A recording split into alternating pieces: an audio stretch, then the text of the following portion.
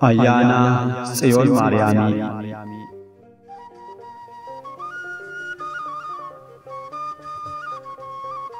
Maqaa Abbaa, kan Ilmaa, kan Hafuura Qulqulluu, Waaqa tokko. Ameen. Ayyaanota haadha keenya dubroo Maariyaamii manni kiristaanaa keenya waggaatti kabaju keessaa ayyaanni Sadaasa 21 ayyaana Tsiyon Maariyaamii jedhama. Kabajni ayyaana kanaa hundeensaa seenaa hangafa raajotaa Musee tulluu Siinaa irrattii fi mootittii Itoophiyaa bara Solomoon ilma ishee Minilik isa jalqabaa waliin wal qabata.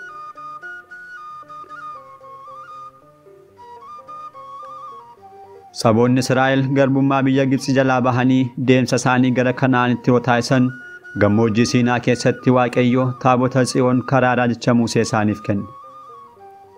Yeroo sanarraa kaasuun hanga bara lubicha Eeliitti saboonni kun ittiin eebbifamaa aarsaa isaanis ittiin dhiyeeffachaa akkasumas raajiiwwan adda addaa gidduu isaaniitti ittiin agarsiifamaa jiraatan. Bara addunyaa 4327 irraa kaasee saboota Israa'el aangoo lubummaatiin tajaajilaa kan ture lubichi Eelii umriin isaa waggaa 98 yeroo ta'u ijoollee isaa lamaan Afiniinii fi Minaas aangoo lubummaan Waaqayyoon akka tajaajilaniif muude. Aangoo lubummaan dunkaana oriitti seenanii taabota fuuldura dhaabbatanii Waaqayyoon akka tajaajilaniif kan muudaman dargaggoonni kun lamaan fedha Waaqayyoo darbanii cubbuu adda addaa raawwachuu eegalan. Galgalaa kaasee hanga ganamaatti dunkaana keessatti ifaa kan ture seera Musee hambisuun ibsaa teessoo isaa waliin balleessan.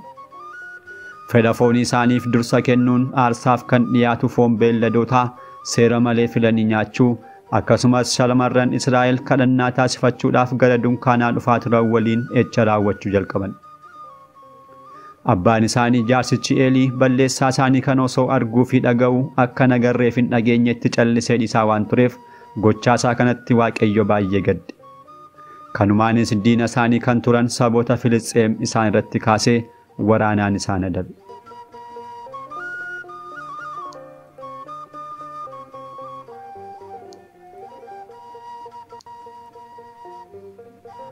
Saboota Waaqayyoo kan ta'an Israa'eloonni diina isaanii mo'achuutiin kan beekaman oolmaa waraana isaanii kanaan garuu mo'amanii galan. Mo'amuu keenyaaf sababni taabonni Tsiyoon nu biraa dhibuu isheedha jechuun taabonni gara dirree waraanaatti akka dhuftu taasisan. Luboota kan jedhaman ijoolleen Eelii kun taabota Tsiyoon waliin gara dirreetti yeroo dhufan lubbuun isaanii dabartee taabonni Tsiyoon booji'amuun gara Filisxeemitti fudhatamte. Iyyaasuun gimbii Yaarikoottiin jigsee biyya dhaalmaa isaanii kan ittiin seene taabonni Tsiyoon harka Filisxeemotaa keessa galte. Jaarsichi Eeliis oduu taabonni Tsiyoon booji'amuu yeroo dhaga'u naasuun bakka taa'urraa kufee lubbuun isaa dabarte.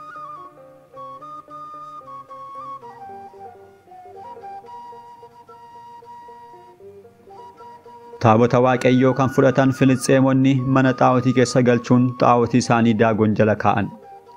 Boorumtaasaa luboonni xaa'otii dhufanii yeroo ilaalan daagon taabota Tsiyoon duratti adda isaatiin kufee argan. Achii kaasanii akka duraa taasisanii deeman. Boorumtaasaa ammas dhufanii yeroo ilaalan daagon caccabee burkutaa'ee taabonni Tsiyoon immoo nagumaan bakkuma teessoo ishee irra teessu argan. Raajii taabota Tsiyoon kanaan kan dinqaman luboonni daagon kun waaqa isaanii kan ture daagoniin tuuffachuun achii kaasanii walitti deebisuuf bakka sana hin geenye. Kana booda mallattooleen dha'umsaa tokko tokko mul'achuu jalqaban. Qaama isaanii irratti cittoon xiqqaa hanga guddaatti dha'ichaa adda addaa rukutaman. Taabonni Tsiyoon raajiiwwan kana raawwachaa biyya Filisxeem ji'a 7 erga teessee booda Filisxeemonni kennaa warqii waliin Israa'elootaaf deebisan. Israa'eloonnis taabonni Tsiyoon deebi'uu ishee yeroo dhaga'an bahanii faarfannaa fi galataan simatanii mana Abinaadaab galchan. Mana Abinaadaab waggoota 20 kan jiraatte yommuu ta'u yeroowwan sana keessa manni Abinaadaab eebbifamaa ture. Tokkoffaa Saamu'eel boqonnaa 7:2. Daawit bara mootummaa isaa taabota Tsiyoon mana Abinaadaabii baasee faarfannaan gara magaalaa isaatti fudhatee aarsaa dhiyeessaa ture. Lammaffaa Saamu'eel boqonnaa 6:14. Haala kanaan hanga bara Solomoonitti dunkaana keessa jiraachaa turte bara Solomoon mana qulqullummaan ijaare keessa kaawwamte.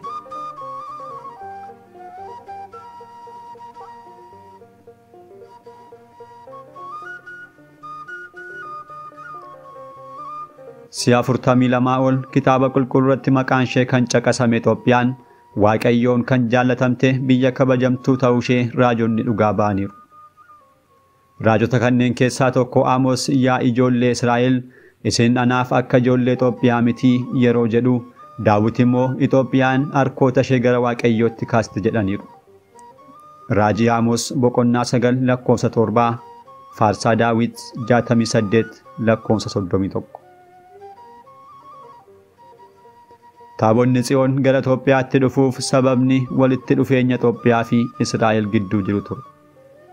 Dhaloota gooftaa keenyaan dura naannoo bara 1000 Itoophiyaa irratti mootee kan turte waa'een ishee muraasni kitaaba moototaa isa jalqabaa boqonnaa 10 lakkoofsa 1-10 fi lammeeffaa seenaa baraa boqonnaa 9 lakkoofsa 1-8 irratti kan ibsame mootittii Saabaa turte. Maqaan kabaja mootummaa ishee Maakiddaa yommuu ta'u gooftaan keenya bara barsiisummaa isaa keessaa Aazeb jedhee caqaseera. Wangeela Maatiyos boqonnaa 12 lakkoofsa 42. Aazeb jechuun kibba jechuudha. Gooftaan keenya Aazeb jechuun isaa Itoophiyaan bittaa ishee duriitiin Israa'el irraa gara kibbaatti waan argamtuuf. Dhugummaa seenaa kanaa ganuu kanneen barbaadan mootittiin kun kan Itoophiyaa kan taane caqasanis kitaabni seenaa Yihuudotaa kitaabni Yoosef ilma Kooriyoon waa'ee mootittii kanaa yeroo sanatti mootii Itoophiyaa fi Gibxii kan turte jechuun dubbisa. Seenaarraa akkuma beeknu immoo dur Gibxiin gara olii bittaa Itoophiyaa jala akka turte beekamaadha. Kanatti dabalataanis galmeen seenaa paatriyaarkoota Misir waa'ee mootittii kanaa mootittiin biyya guddoo Absiiniyaa isheenis mootittii Saabaa kan jedhamtu mootiin kibbaa gara ilma Daawit Solomoon dhufte jechuun galmeesseera. Mootittiin kun gara Solomoonitti deemuu isheef sababni namicha Taamriin jedhamu ture. Namichi kun Itoophiyaa irraa gara Israa'el deemee mana qulqullummaa Solomoon ijaarsisee ogummaa fi kabaja mootichaa hunda argee yeroo dhufu kan argee hunda mootittii Saabaatti hime. Isheenis gurraan kan dhageesse kana ijaan arguuf yaaddee kennaa adda addaa qabattee Taamirii fi loltoota ishee waliin gara Israa'eltti eegalte. Magaalaa Daawit geessee akkuma dhageesse kabajaa fi ogummaa mootichaa argitee taabota Tsiyoonii fi mootichaaf kennaa kennitee Minilik isa jalqabaa ulfooftee gara Itoophiyaatti deebite.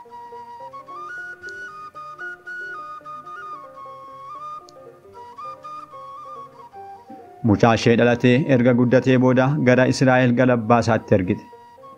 Innis Israa'elitti seera Musee fi raajotaa afaan Ibraayistii waliin baratee taabota Tsiyoon fudhatee Israa'elotaa fi hangafa lubootaa Azaariyaas waliin gara Itoophiyaatti deebi'e. Luboonni Israa'el maatiiwwan isaanii irraa adda ba'uun osoo isaanitti hin dhaga'amin taabota Tsiyoon waliin qulqulluu Mikaa'eliin geggeeffamanii Itoophiyaa Aksuum galan. Mootittiin Saabaa dhufinsa taabota Tsiyooniin baay'ee gammaddee uummata waliin ba'anii simatan. Magaalaa Aksuumittis har'a Beeta Giyoorgis jedhamee bakka beekamu yeroo sana Debre Maakiddaa kan jedhamutti dunkaana horiitii hojjechiistee achi keessa galchan.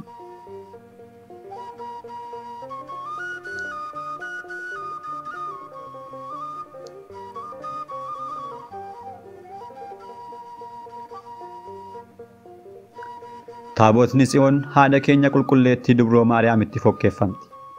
Kana hubachuuf dursinee haala hojjetama taabota Tsiyoonii fi hiikkaa fuuraa isaa beekuun dirqama. Waaqayyo gosa Yihuudaa keessaa Bisli'eeliin filatee taabota Tsiyoon akka hojjetuuf ogummaa, beekumsaa fi hubannoo isaaf kenne. Innis muka daawna hin nyaanne irraa dheerinni isaa 2, bal'inni isaa 1, irraan oleen isaa 1 walakkaa tolchee warqiitti uwwise. Xiyyoo hamma bal'ina harkaa ga'u hidhii irratti naannessee isas warqiin mare. Luboonni taabota Tsiyoon baachuuf akka isaaniif tolutti taabotichaaf roga arfanuu irratti amartii warqee 4 tolchee isaan keessas kan galan danqaraa 2 tolche.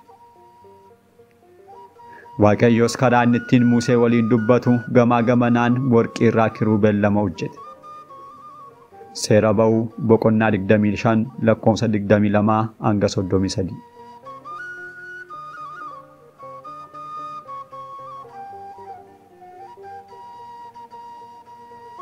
Hiikkaansaa taabonni Tsiyoon fakkeenya dubroo Maariyaamii keessa isheetti kan qabatte tsillaatiin seeraa immoo fakkeenya gooftaa keenya Yesuus Kiristoos. Taabotittiin muka daana'uun hin nyaatamne irraa ta'uun ishee qulqullummaa dubroo Maariyaamii keessaa fi bakkeen warqiin uwwifamuun ishee fakkeenya foonii fi lubbuun dubra ta'uu haadha keenyaa kan hubachiisu. Taabonni kun luboota afuriin akka baatamtuuf roga arfanuu irratti amartii warqii 4 danqaraa 2 waliin tolchee warqiin uwwisuunsaa. Sirni kun samii irratti kan mul'atu teessoo Sillaasee kan baatan roga arfaniin kan jiran fuula namaa, fuula sa'a, fuula leencaa fi fuula joobiraa kan qabaniin fakkeeffama. Kunis raajiiwwan dursanii dubbataman raawwatamuu, fayyinni addunyaaf raawwachuu, walumaa galatti misraachoo wangeelaa baatanii waa'ee gooftaa fi dubroo Maariyaamii kan lallaban fakkeenya wangeelaawota arfaniiti. Gama lamaan kan kaawwaman kiruubeel immoo fakkeenya ergamaa eegaa qulqulluu Mikaa'elii fi himaa misraachoo qulqulluu Gabri'eeliiti.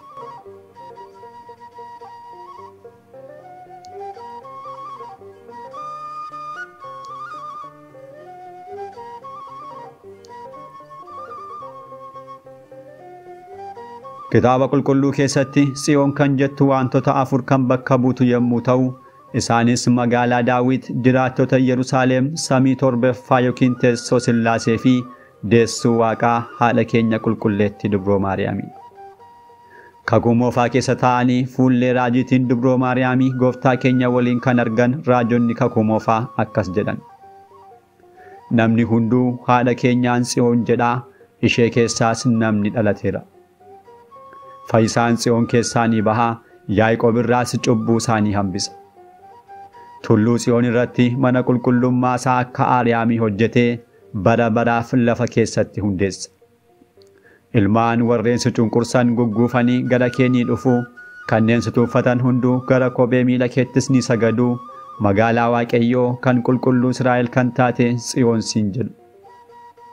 Waaqayyo Tsiyoonin filateera, bultoosaa akka taatuuf jaallateera, akkasis jedhe, isheen kun bultoo koo kan bara baraatii, ishee keessas nan bula.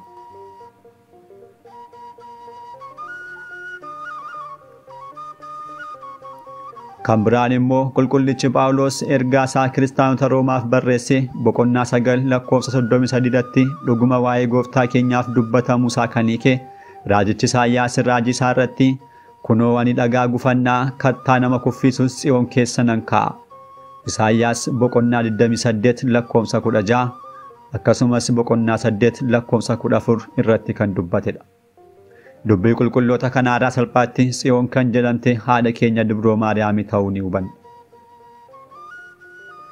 Dabalataan qulqulluun kun kakuu haaraa keessatti kan hiike dursanii Daawitiif Isaayyaas fayyisaan Tsiyoon keessaa ni ba'a, Yaaqoob irraas cubbuu isaanii hambisa.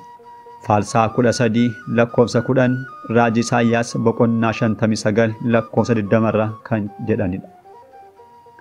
Kakuu moofaatti aarsaa taabota Tsiyoon irratti dhiyaatuun fayyinni foonii argama akkuma ture, kakuu haaraatti immoo Tsiyoon isheenis dubroo Maariyaamii irraa kan argame gooftaa keenyaan fayyinni bara bara argame.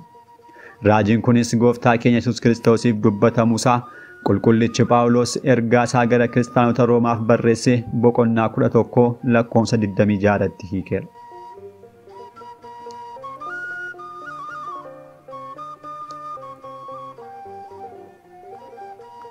Bu'uuruma kanaan manni kiristaanaa keenya raajiiwwan kakuu moofaatti taabota Tsiyooniin raawwataman haadha keenya dubroo Maariyaamii fi gooftaa keenya Yesuus Kiristoosiif kennuun hiiktee ijoollee ishee barsiisti. Sadaasni 21 raajiiwwan taabota Tsiyooniin raawwataman kan itti yaadannudha. Manni kiristaanaa raajiiwwan taabota Tsiyooniin raawwataman ilmi Waaqayyoo dubroo Maariyaamii irraa dhalatee fayyina inni raawwate waliin walitti qabuun ga'ee haadha keenya dubroo Maariyaamii dubbii fayyinaa keessatti qabdu barsiifti. Luboonni taabota Tsiyoon baatan miilonni isaanii galaana Yordaanos yeroo tuqan galaanichi bakka lamatti qoodamee akkuma isaan ceesisee haadha keenya dubroo Maariyaamii irraa kan dhalate gooftaan keenya galaana Yordaanos keessatti yeroo cuubamu bittaa garbummaarraa gara mucummaa Waaqayyootti ceene.